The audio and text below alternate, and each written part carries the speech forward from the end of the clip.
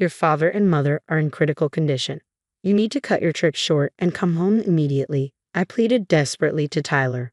But Tyler's response was heartless. I'm on a trip with my colleagues. Handle it on your own. You're probably exaggerating anyway. I'm busy, so I'm going to hang up now. Later. Hold on a second. I tried to reach out to Tyler, but he hung up on me. 2 weeks later, Tyler came home without any remorse. I spoke up. Both their funerals are over. Tyler froze with a puzzled look on his face. What do you mean by both their funerals? Are you trying to play some sick joke on me? He asked frantically. It's not a joke. Didn't I call you 2 weeks ago to tell you that your father and mother were critically ill? I answered. But why so suddenly? Tyler was at a loss for words. My name is Jessica Atkins. I'm 56 years old and a full-time homemaker. I used to work in the administrative department of a major company. I left my job when I got married. I met my husband Tyler during college. When I became a college student, I joined the tennis club because a friend invited me. I had never played tennis before. I just wanted to have fun and make friends. But the reality was different. At that time, Tyler was the head of the tennis club. He was a strict guy aiming for national tournaments. For Tyler, it didn't matter whether you had experience or not. It was all about skill. Every day, Tyler would relentlessly serve the ball during practice. If you couldn't return it, he'd berate you. Being the novice, I couldn't even make contact with the ball using my racket. Tyler would scold me for it, saying, Jessica, are you kidding me? You're just in the way. Go pick up the balls or something, effectively kicking me off the tennis court. I felt so humiliated by Tyler's insults. I was always relegated to just picking up balls, barely ever holding a racket. Out of sheer frustration, I practiced my tennis swings and form even at home. Perhaps my hard work eventually paid off. One day, as usual, Tyler served the ball. But this time, I managed to powerfully return it. Tyler, seemingly expecting me to miss, stared in shock. But in the next moment, he exclaimed, Jessica, that was incredible, with the biggest smile on his face. It was in that instant that I unexpectedly fell head over heels for him. After that, Tyler continued to be strict, and I kept trying to keep up with his intense training regimen. One day, after some time had passed, we were out drinking with friends in our group. We had a get-together once a month to deepen our friendships outside of our group activities. On the way home from one of those gatherings, I happened to be alone with Tyler. Out of the blue, he confessed his feelings to me. I've fallen for you, Jessica. I want us to be together. I was taken aback. Tyler had never shown any signs of affection towards me. But I have feelings for him too. So I replied, I like you too. Let's give it a shot. That marked the beginning of our relationship. Tyler wanted to keep our relationship a secret from the club members so as not to affect team morale. Still, I was so in love with Tyler back then. I was just happy to be with him. We continued dating even after we both graduated from college, and we got married when I was 26. At Tyler's request, I left my job upon our marriage. I'll always be by Tyler's side from now on, I thought. Back then, I was head over heels, daydreaming about a dazzling future with Tyler. 30 years have passed since Tyler and I got married. In the early days, we went on frequent dates and were very close. But after 30 years, things had become somewhat routine. I stopped caring as much about my appearance as I used to. Back in my 20s, I wore trendy clothes and was pretty fashionable every time I went on a date with Tyler. I remember putting on a full face of makeup. But look at me now. So long as I'm dressed, I don't care much about coordinating outfits. I've grown to love loose skirts with stretchy elastic waists more than those with zippers. Now that I'm a stay-at-home wife, I rarely see other people, so I go barefaced from morning till night. I could even recall the last time I wore makeup. Some might think I've let myself go. Compared to my 20s, my body has changed quite a bit. I was fairly slim back then, but not anymore. I've put on weight and now resemble the before pictures you see on weight loss shows. Maybe this change in appearance is one of the reasons our relationship has become routine. Gradually, I feel like Tyler's view of me has shifted from wife to mom, even though I'm not his mother. He occasionally jokes, Mom, can I have another coffee? By the way, my mother-in-law is still around and lives in an apartment about a 10-minute walk from our house with my father-in-law, so we live close by but separately. My in-laws are wonderful people and always show concern for me. Because they are so caring, I wanted to be there for them, so I visited them often. But lately my in-laws' health has been declining. My father-in-law has been battling a serious illness, and the doctors say there's not much more they can do. Tearfully, my father-in-law told my mother-in-law and me, I want to spend my last days at home. So he was discharged from the hospital and is now receiving palliative care at home. Looking after my father-in-law on her own, my mother-in-law seems exhausted and her expression has darkened. Being a stay-at-home wife, I help with my father-in-law's care almost every day, but living with him must be tough for my mother-in-law. It's hard, Jessica. Just for one night, could you stay with us? She asked with a vulnerable expression. I'm sorry, Tyler comes home at night, I said. It hurt, but I had to turn my mother-in-law down. I see, my mother-in-law murmured with a look of despair. Every night I have to take care of Tyler. Tyler is quite the dominant husband and doesn't lift a finger to help around the house. He just throws his dirty socks anywhere. Of course, dinner has to be ready and warm by the time Tyler gets home. Leftovers are absolutely out of the question. If he finds out, there's no telling how much he'll lash out. Once, I couldn't get home in time for Tyler's return because I was taking care of my father-in-law.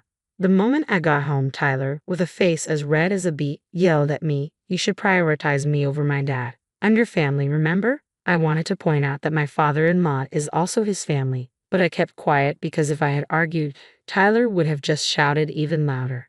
Because of things like this, I always have to prioritize Tyler. Every day feels so constricted. Being a stay-at-home wife, I feel guilty and can't stand up to Tyler. I couldn't help my downcast mother-in-law and could only look at her with concern. Lately, Tyler's been coming home late a lot and never lets me know. Sometimes he even comes home on the last train. Today too, Tyler got home past midnight. I'm back, Tyler greeted me cheerfully. His face was red and he seemed a bit tipsy. Did you go out drinking again? You've been coming home late a lot lately, I said, holding the bag Tyler handed me. It's my money, and I'll spend it however I want. You're just a stay-at-home wife, so you should just obey me, Tyler retorted gruffly. But don't you think it's too frequent? Who are you going out with every time?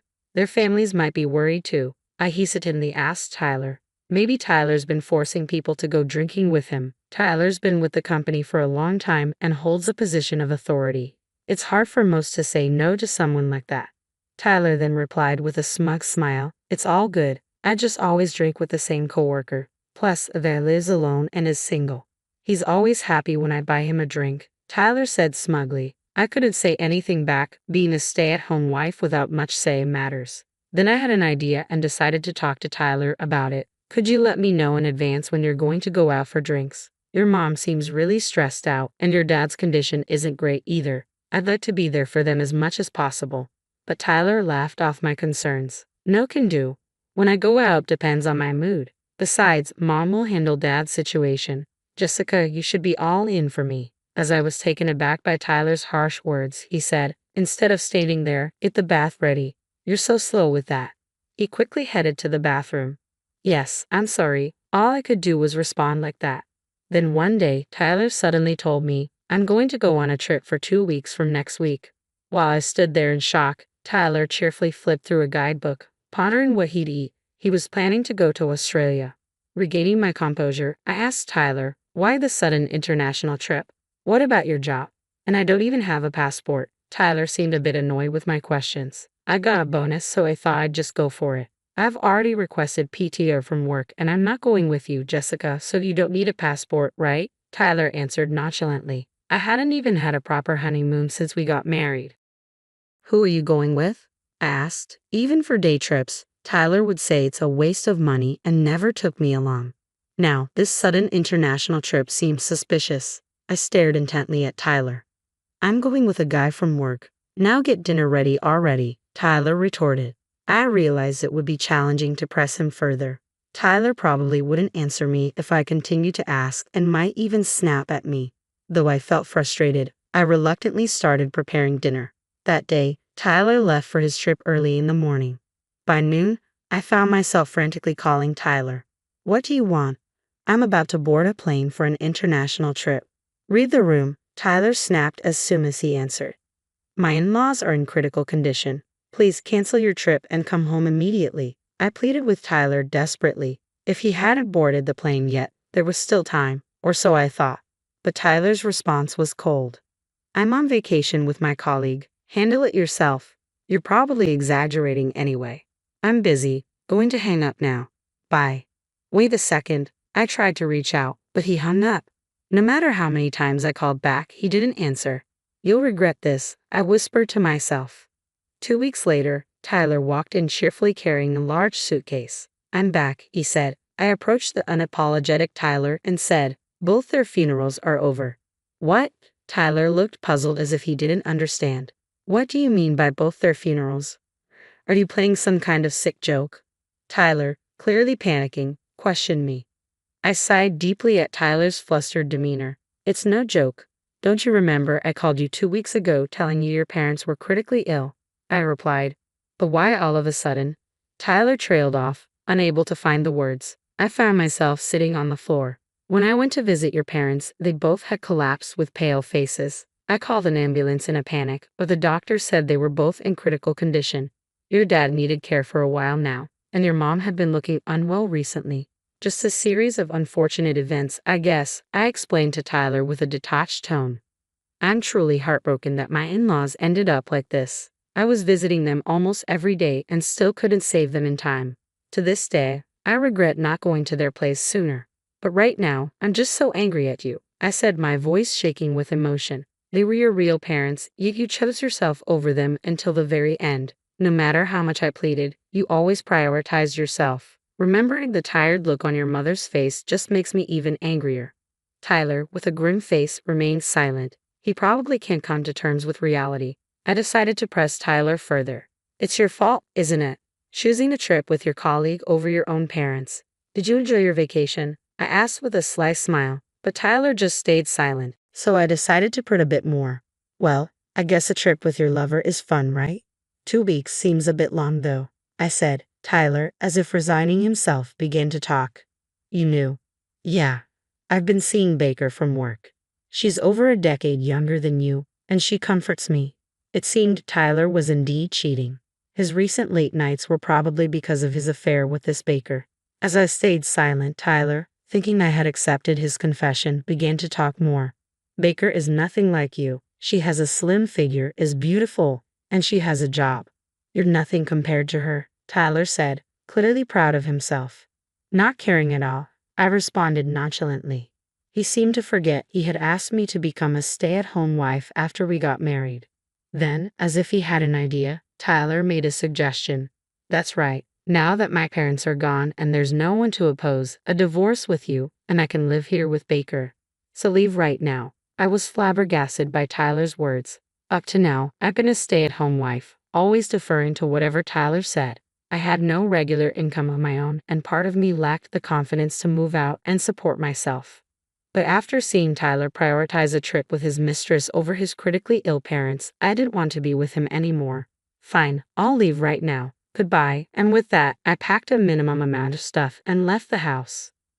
A week later, I started staying at a budget motel. My husband Tyler called my cell. Hell, as soon as I picked up, Tyler jumped in. I can't find the checkbook at home. He sounded pretty panicked. However, I left all the statements under Tyler's name at the house. Of course, that includes the bank book where Tyler's salary gets deposited. The only checkbook I took is in my name. Did you check properly? As soon as I said that, Tyler shouted, It's the checkbook in your name. That account had a pretty good amount of money, right? It's a joint property, so half of it's mine, isn't it? After recklessly spending on trips and whatnot, I couldn't believe Tyler was now bringing up joint property. Holding back a heavy sigh, I calmly responded, The money in that checkbook is from gifts I received from my family and savings from when I was single, so it doesn't count as joint property, you know? Tyler, sounding frantic, replied, That's a problem. I nearly spent all of my last month's salary and bonus on the overseas trip. I thought I could cover the shortfall in our living expenses by withdrawing from your account. Up until now, I kept my checkbook in a drawer where Tyler could easily see it. I had no intention of hiding it from Tyler, so he must have sneaked a peek at the balance. I've moved out, Tyler, so I have no idea about your living expenses. Maybe ask for an advance on your paycheck. I firmly declined Tyler's request. Then I added, just to give Tyler a heads up. By the way, you might want to assume that there's hardly any inheritance from your parents. They were living on their pensions, and with the costs of your father's care, they were barely getting by. And you better clear out their rented apartment soon, or you'll be paying rent every month. My in-laws had been living in a rented apartment, barely making ends meet with the rent and the costs of caring for my father-in-law. My mother-in-law. Somehow, my mother-in-law managed to save and get by each month. I reckon she had her share of worries and stress. You're kidding. Tyler sounded shocked over the phone, so I decided to give Tyler the final blow. I have no responsibilities to help you out. You are on your own, I declared cheerfully. Why? Tyler's voice was full of disbelief. Tyler is already struggling with money and he's probably panicking. Moreover, he's lost my in-laws and has no one else to turn to. I've already lost my real parents. How can you be so heartless? Are you some kind of monster? Tyler cried out, venting his frustrations at me. Despite having kicked me out with no income, he seemed to have forgotten that. I have no sympathy for Tyler, who's lost so much.